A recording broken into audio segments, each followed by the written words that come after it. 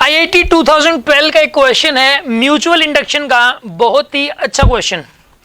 जो mutual induction है उसका कॉन्सेप्ट आपका क्लियर हो जाएगा इस वाले क्वेश्चन से, ठीक है। देखिए आप, मैं समझाता हूँ पहले तो क्वेश्चन क्या है। ये क्वेश्चन क्या है मैं पहले तो ये क्लियर कर रहा हूँ। A circular wire loop of radius R is placed in X Y plane. एक सर्कुलर लूप है, ठीक है, और ये ऐसे एक्स वाई प्लेन में रखा हुआ है, राइट। ये जेड एक्सिस है, यहाँ पे ये वाला जो एक्सिस है ये यहाँ पे जेड एक्सिस है, और ये एक्स वाई प्लेन में ऐसे रखा हुआ है, इस तरीके से लूप रखा हुआ है, और इसका रेडियस आर है। इसका रेडियस यहाँ पे आर है, राइट। एक सर्कुलर लूप है, इसका रेडियस आर है, और ये जेड एक्सिस है, राइट। और X Y plane centred at the origin O. यहाँ पे ये ओरिजिन हो गया इसका ओ, राइट। यहाँ पे ये वाई एक्सिस दिखाया गया है, और यहाँ पे इसी प्लेन में ये वाला एक्स एक्सिस भी है, right. A square loop of the side A is very much smaller than capital R। ये एक स्क्वायर लूप है और इसकी जो साइड है वो A के बराबर है साइड, ठीक है ना। इसकी साइड A के बराबर है, और ये जो स्क्वायर लूप है ये जेड एक्सिस के साथ 45 डिग्री एंगल पर है, या फिर ये बोल दो कि इस हॉरिजॉन्टल लाइन के साथ, इस हॉरिजॉन्टल प्लेन के साथ 45 डिग्री एंगल पर। एक ही मतलब है। इस क्वेश्चन में बोला गया है कि ये सर्कुलर लूप है, ये सॉरी स्क्वायर लूप है, और इसकी एक साइड ए के बराबर है और जेड एक्सिस के साथ एंगल 45 डिग्री है। आप ये भी कह सकते हो कि इस हॉरिजॉन्टल प्लेन के साथ एंगल 45 डिग्री है, right. Having the two turns is placed with its center at z equal to root 3r along the axis of circular loop as shown in the figure। देखो इसके अंदर एक तो इसने ये बात बोली गई है कि इसमें 2 टर्न्स हैं, नंबर ऑफ टर्न्स आर 2। सबसे पहली बात तो ये है। दूसरी बात, यहाँ इसका जो सेंटर है और इसका जो सेंटर है उनके बीच का जो गैप है वो √3r गिवन है, यहाँ पे वो √3r है, ठीक है। और the plane of the square loop makes an angle 45 degree with respect to the Z axis. यहाँ पे एंगल 45 डिग्री तो हॉरिजॉन्टल प्लेन के साथ 45 हो जाएगा।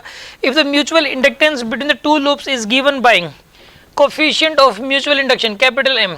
इसकी जो वैल्यू होती है ये कंबाइंड प्रॉपर्टी होती है पूरे सिस्टम की कंबाइंड प्रॉपर्टी होती है, और इसकी वैल्यू आपको दी हुई है mu naught a square divided by 2 की power p by 2 into R, ये गिवन है।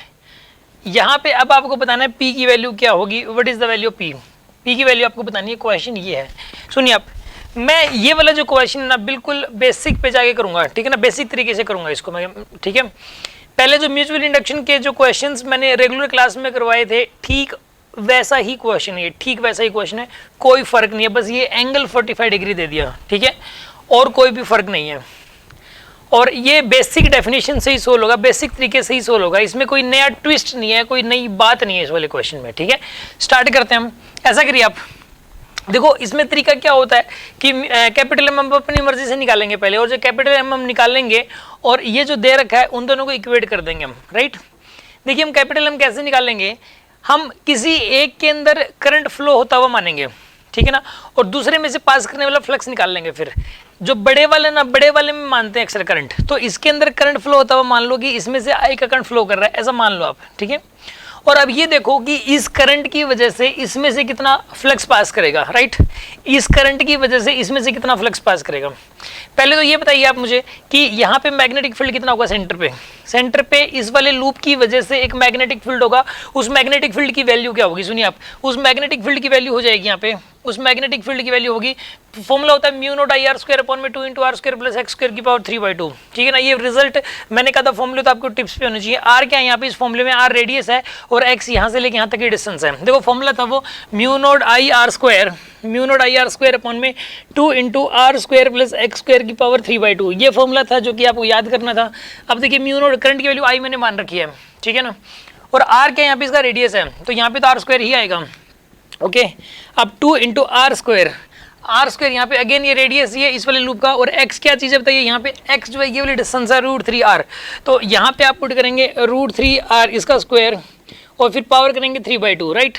अब आप इसको सोल्व कर लीजिए, सेंटर के ऊपर मैग्नेटिक फील्ड की वैल्यू आ जाएगी आपके पास। सोल्व करिए आप इसको, mu naught IR square upon में 2 इंटू, इसको सोल्व करोगे ना ये 3r स्क्वायर बनेगा, और ये वाला r स्क्वायर है, तो are square plus 3r square, ये कितना बन जाएगा बताइए यहाँ पे 4r स्क्वायर, इसकी पावर कितनी आएगी बताइए यहाँ पे 3/2। अब आप इसको सोल्व करिए, इसको सोल्व करेंगे तो देखो ऊपर वाला तो म्यू नोट IR स्क्वायर है ही, ऊपर वाला तो ये है ही 2 इंटू अब इसको सिंप्लीफाई करना है। कई सारे स्टूडेंट्स, खासकर मेडिकल स्टूडेंट्स, इसको भी सॉल्व नहीं कर पाते। मैं बताता हूँ आपको कैसे करना है। आप इसको सेपरेट कर लो। एक तो 4 की पावर 3/2 कर दो, एक r² की पावर 3/2 कर दो, ठीक है ना। एक तो 4 की पावर आपने 3/2 कर दिया, और एक r² की पावर 3/2 करना आपको। दोनों की अलग अलग सेपरेट कर दो। अब सुनिए, आप इसको सोल्व करना है आपको। इसको सोल्व करने के लिए पहले 4 की पावर 3 इसको सोल्व कर लीजिए। 4 की पावर 3 कितना होता है बताइए? 64। 4 4 जा 16, 16 इंटू 4 64 आ जाएगा। 4 की पावर 3, अगर इस 2 को ना सोचें तो 4 की पावर 3 कितना हो जाएगा बताइए? 64।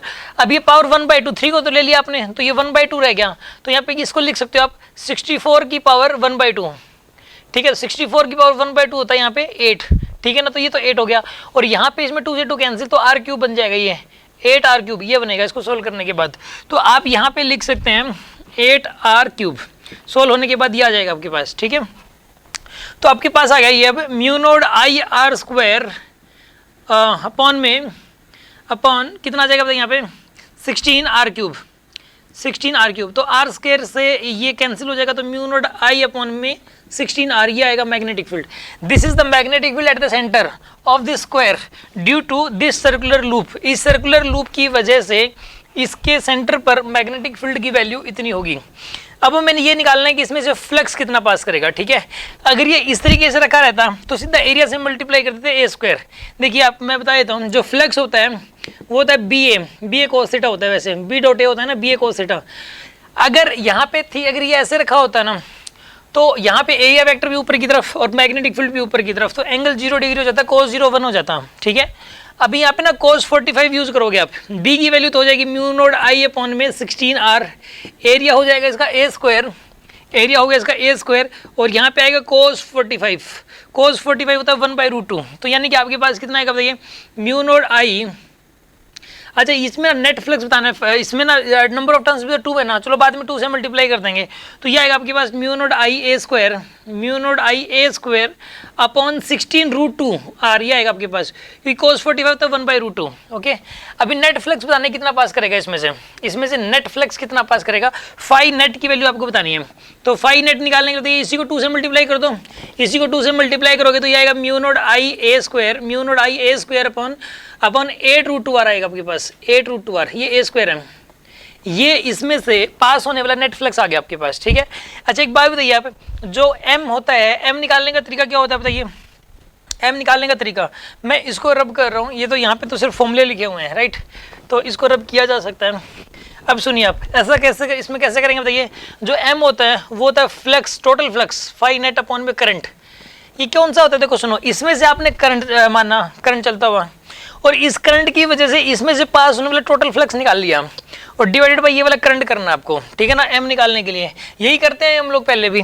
तो यहाँ पे फाई नेट की वैल्यू तो हो जाएगी μ0 I a² divide by 8√2r, और डिवाइडेड बाय i भी करोगे आप, डिवाइडेड बाय i, तो आपके पास आएगा ये μ0 a² अपॉन 8√2r, ये आ जाएगा आपके पास, ठीक है ना। अब इस 8√2 क्या लिख सकते हो आप? सुनिए आप, इसको ऐसा लिख सकते हो, μ0 a² है, जैसे μ0 a², इसको कंपेयर करना है, ठीक है ना। आपको ये m ये था और हमने m निकाल भी लिया, तो इनको कंपेयर करने के लिए मैं इसको सिंपलेस्ट फॉर्म में कन्वर्ट कर रहा हूँ। 8√2 इसको लिखा जा सकता है 8 को 2 की पावर 3, और ये इस √2 को लिखा जा सकता है 2 की पावर 1/2, ठीक है ना, और यहाँ पे लिखा जा सकता है r। समझ आ रहे हैं ना आपको? अब आप इसको फर्दर सोल्व करोगे तो यहाँ पर आएगा μ0 a² डिवाइड बाय ये 2 की पावर 3 + 1/2 हो जाएगा ये, ठीक है ना। इसको सिंप्लीफाई करोगे तो 3 + 1/2 7/2 हो जाएगा, यानी कि 2 की पावर 7/2r आ जाएगा आपके पास, 7/2r। अब आप इसको और इसको कंपेयर करोगे तो आपके पास यहाँ से p की वैल्यू आ जाएगी, p की वैल्यू आ जाएगी 7। समझ में आ गया होगा? तो इसका आंसर है p = 7। अगर आपने ये वाला क्वेश्चन कम समझ में आया तो म्यूचुअल इंडक्शन की जो DPP है वो आपको सोल्व करनी है। उसमें 2-3 क्वेश्चन इसी टाइप के दे रखे हैं, वो सोल्व करने के बाद ये आपको इजीली समझ में आ जाएगा, ठीक है। नोट कर लीजिए आप इसे।